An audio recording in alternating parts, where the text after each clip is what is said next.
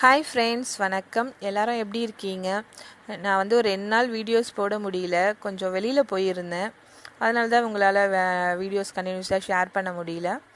So இன்றைக்கி வந்து நம்ம ஒரு சாம்பார் ரெசிபி பார்க்க போகிறோம்.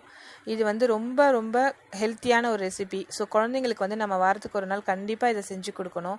ஏன்னா அவங்க வயிற்றில் இருக்க அந்த தேவையில்லாத பூச்சிகள் அதெல்லாம் வந்து கண்டிப்பாக வெளியேறிடும் இதை நீங்கள் சாப்பிட்றதுனால. ப்ளஸ் நம்ம இந்த மாதிரி சாம்பாராக செஞ்சு கொடுத்தோம் அப்படின்னா பசங்களுக்கும் வந்து அது தெரியாது, அதனால் ஈஸியாக சாப்பிட்ருவாங்க. ஸோ இது வந்து நான் ஒரு தோசைக்கான ஒரு சைட் டிஷ்ஷாக செஞ்சுருக்கேன். எப்படின்னு பார்க்கலாம் வாங்க. இதுக்கு வந்து ஒரு அழாக்கு வந்து பருப்பு எடுத்துக்கோங்க. அந்த பருப்புக்கு தேவையான மஞ்சப்பொடி, கொஞ்சமாக வந்து பெருங்காய பொடி, ஒரு பூண்டு பல் உரித்து போட்டிருக்கேன், அப்புறம் 2 வெங்காயம், 2 தக்காளி.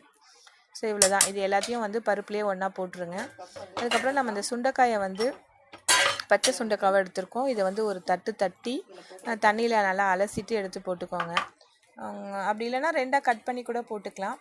ஸோ இந்த மாதிரி எடுத்து அதையும் அந்த பருப்போடையே சேர்த்து வேக வச்சுருங்க. அதுக்கப்புறம் இதில் வந்து நான் பச்சை மிளகாய் யூஸ் பண்ண மாட்டேன் இல்லைங்களா. ஸோ ஏற்கனவே ஒன்ஸ் உங்களுக்கு சொல்லியிருக்கேன். அதனால் நான் பச்சை மிளகாய்க்கு பதில் இதில் வந்து 1 ஸ்பூன் வந்து மிளகாய் தூள் போடுறேன், அவ்வளோதான். ஸோ இதை போட்டுட்டு நீங்கள் இதை நல்லா ஒரு 3 விசில் வரைக்கும் வேக வச்சுருங்க.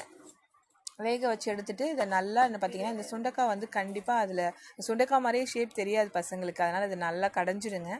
கடைஞ்சிட்டு அதுக்கப்புறம் நம்ம சாதாரணமாக எப்பவும் தாளிக்கிற மாதிரி எண்ணெய் விட்டு கடுகு, சீரகம், உளுந்து, அப்புறம் கருவேப்பிலை, இதில் வந்து ஒரு 2 காஞ்ச மிளகாய் போட்டு தாளித்து இதில் கொட்டிடுங்க. ஸோ அவ்வளோதான். ரொம்ப சிம்பிளான சாம்பார். கண்டிப்பாக பசங்களுக்கு வந்து பிடிக்கும். கண்டிப்பாக சாப்பிடுவாங்க அவங்களும் விரும்பி. இட்லி, தோசை, இல்லை ஆப்பம் அந்த மாதிரி டிஷ்ஷுக்கெலாம் இது நல்லாயிருக்கும் இந்த சாம்பார். ஸோ இந்த வீடியோஸ் உங்களுக்கு பிடிச்சிருக்கும்னு நினைக்கிறேன். ட்ரை பண்ணி பார்த்துட்டு அதனோட கமெண்ட்ஸை எனக்கு ஃபீட்பேக்காக சொல்லுங்கள். ப்ளீஸ் ஃபஸ்ட் டைம் பார்க்குறீங்க அப்படின்னா சப்ஸ்கிரைப் பண்ணுங்கள். பக்கத்தில் இருக்க பெல் பட்டனையும் அழுத்திக்கோங்க. Thank you friends.